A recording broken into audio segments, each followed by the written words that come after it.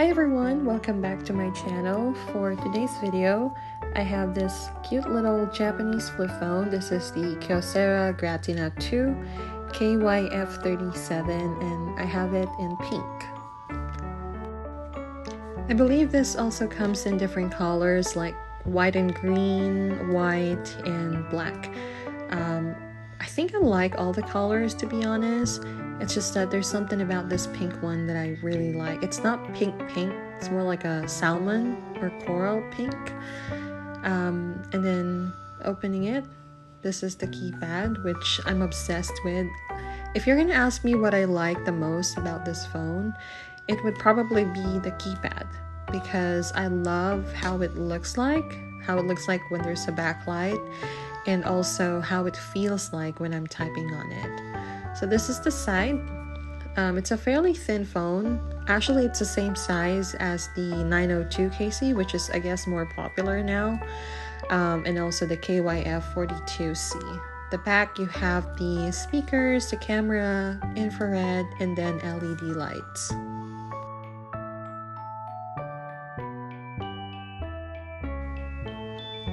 I just wanted to show you the keypad some more because I think it's the best thing about this phone. So this is what it looks like. It has the backlight on, which by the way looks a bit pink or a bit purplish in color, and it's really easy to type on. The keys are spaced out really nicely. They don't feel cramped, although the phone is slim, it's narrow, but I've gotten used to it, and so I don't really have any problems typing on this. It also has a charm hole where you can put your charm, just like other Japanese flip phones. And yeah, so this is the sub display. Again, it shows you the time. You can toggle between different display modes, so it shows you the time. It can show you the date or the battery percentage, as well as network signal or network strength. This phone also has a 3.4 inches Quad HD display. It's 854 by 480 pixels. And I know on paper that doesn't really sound great, but it's not so bad, especially because it's just a flip phone and it has a smaller screen, so it's not bad at all. As I have also mentioned before, this phone has similar settings and configurations with the other Japanese flip phones. You get your settings for wallpapers, sound, lock screen, and all that. And this one only has Android 5.1, which is really old now, and you might run into some issues with app support. For example, if you try to install an app that no longer supports Android 5.1, it might not work or might not even install at all. So that's something to consider. But what I can tell you based on my regular usage is that it's still good. I haven't really encountered any major problems because I can still use apps like Messenger, Instagram, just apps that I need to stay connected to people, my friends and family, for example, and I don't really need a whole lot. So if you're looking for something that can support YouTube, for example, or Maps, then you might find it hard to look for a Japanese flip phone that can do that. I know Freetel Retro Mode can probably install or use those apps because that phone has Google Play services and this one just doesn't have it. So just keep that in mind. At the very least, what I can tell you is that Spotify Lite, and Apple Music still works in this phone even if it has an older version of Android.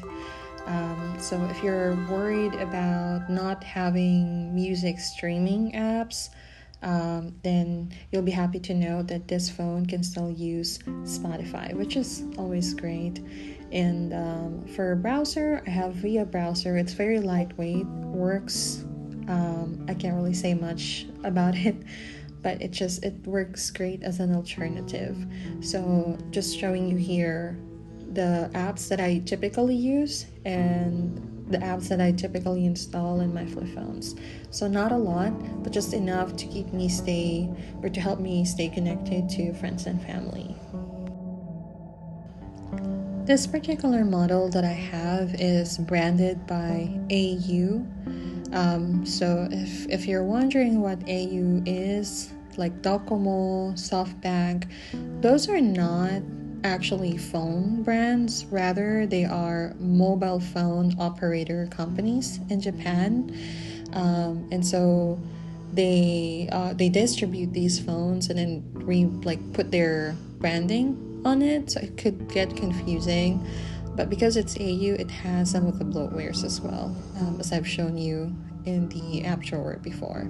Camera is okay, not so bad, but not great. So I'm not gonna use this for taking great pictures.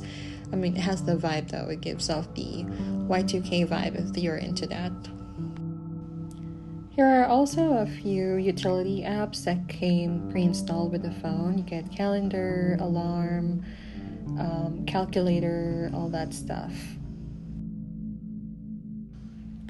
This phone also has Line, Messenger pre-installed. For some reason though, when I click it, it tells me to open or to update, but it just doesn't work.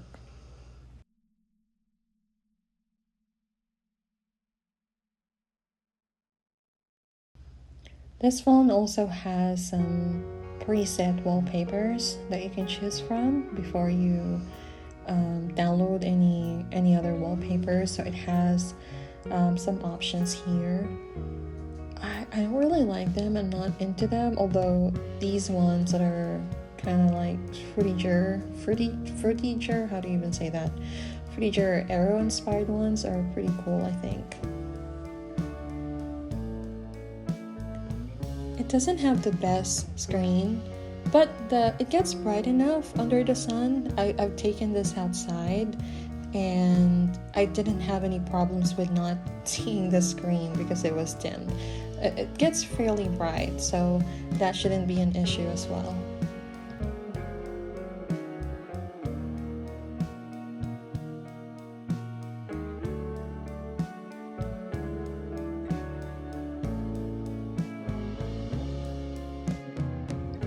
Another cool feature that this phone has is you can change the color of the LED light that shows up on the sub-display.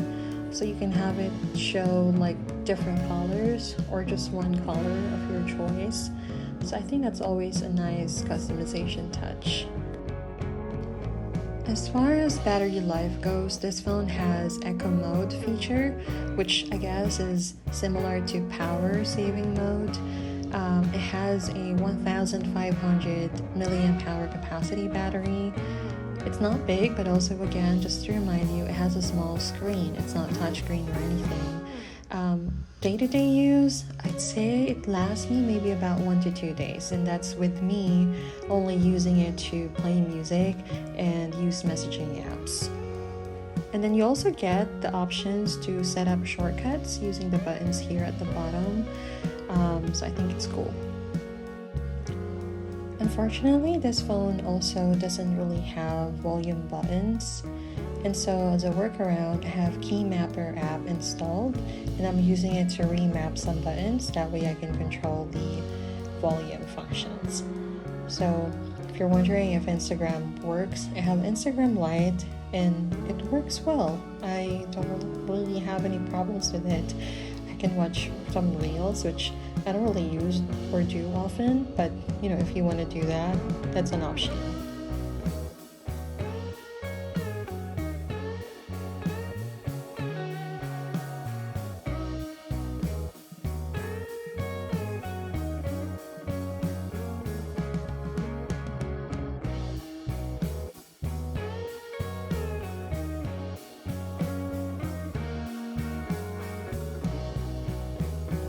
Overall, I think I'm really happy with this phone, and if you ask me if I'm gonna recommend it, then the answer is yes, I definitely would.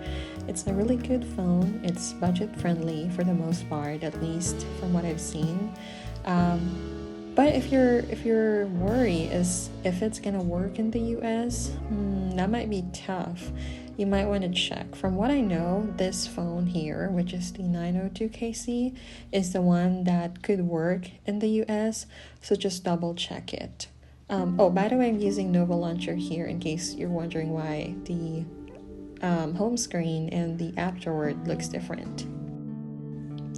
Here they are side by side. They have the same size, same dimension, same screen size, same button layout, although the one on 902KC has a square D-pad compared to the kyf37 with a circle D-pad. Also has a sub-display, and then this is the kyf42. Again, same dimensions, same keypad layout, same screen size. This one has Android 10. Other than that, it's similar. I think that's it for today's video. I really hope you found this useful. And if you have any more questions, just let me know in the comment below, and I'll try to get to them when I can. Thank you so much. See you next time.